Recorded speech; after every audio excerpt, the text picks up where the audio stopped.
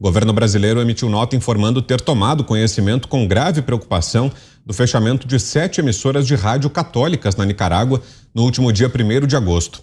O Executivo Federal repudiou o uso abusivo de violência policial contra líderes religiosos e fiéis no episódio e conclamou as autoridades nicaragüenses a restaurarem, sem demora, o funcionamento das respectivas emissoras e o pleno exercício da liberdade religiosa da paróquia local.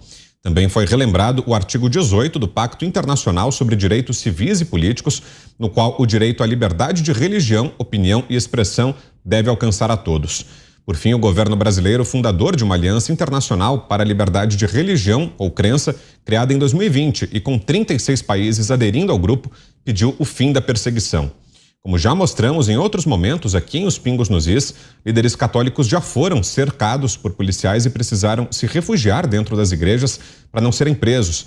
Freiras de ordem fundada por Madre Teresa de Calcutá foram expulsas e precisaram cruzar a fronteira a pé, além de outros abusos cometidos pelo ditador Daniel Ortega. Pedinho, Augusto, queria te ouvir em 30 segundinhos. 30 segundos. A Nicarágua, o Lula botou a Nicarágua como tema numa entrevista que ele deu na Espanha, viajando com o nosso dinheiro, sem que o entrevistador tivesse perguntado nada sobre aquele país, para dizer o seguinte: por que o Daniel Ortega, o ditador, não podia ficar 17 anos no poder se a Angela Merkel ficou 17 anos? Muito simples. A Angela Merkel é eleita em eleições livres. O Daniel Ortega vetou as candidaturas esquerdistas que ou ameaçavam, e está lá fazendo isso aqui. Ele é ditador. Esse é outro país com o qual o Lula reataria relações assim que tomasse o poder.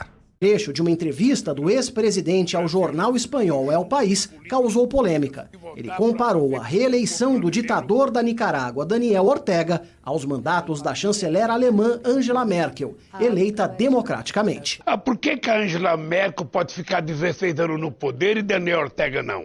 Por que o Felipe González aqui pode ficar 14 anos no poder? Qual é a lógica? Sí, pero Angela Merkel ha gobernado 16 años, Felipe González 13 en España, y no metían ninguno de los dos a sus opositores en la cárcel. Disse que o Estado brasileiro vai pagar o que deve a ele. Quem deve são eles a mim.